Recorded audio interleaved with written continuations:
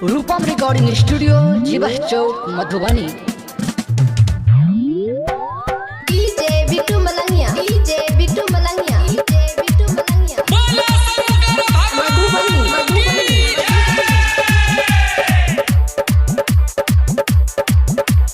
खाकर पी का भांग गाजा मूड बना कर ताजा ताजा कान्हा पर उठा लेबे काबो। हर हर भोले शिव शिव भोले नाम जब लेबे तो बैर जेते दहिया के पाबो। बोल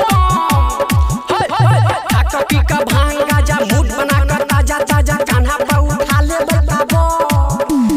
हर हर भोले शिव शिव भोले नाम जब लेबे तो बैर जेते दहिया के पाबो।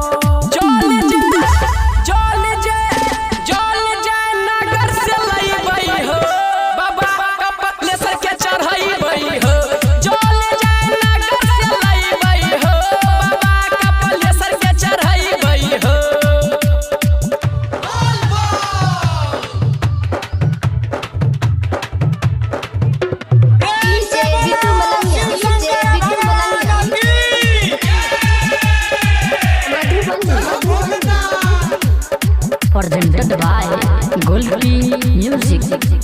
बाबा कपिलेश्वर के महिमा महान छै, सब भगतन के बाबा करे कल्याण छै।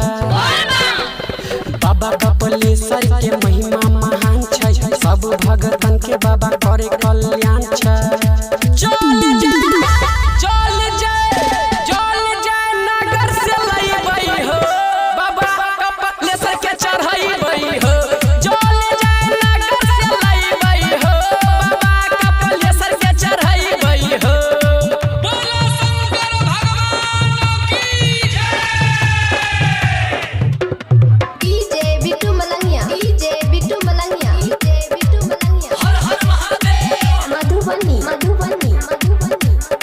रूपम रिकॉर्डिंग स्टूडियो जीवा चौक मधुबनी।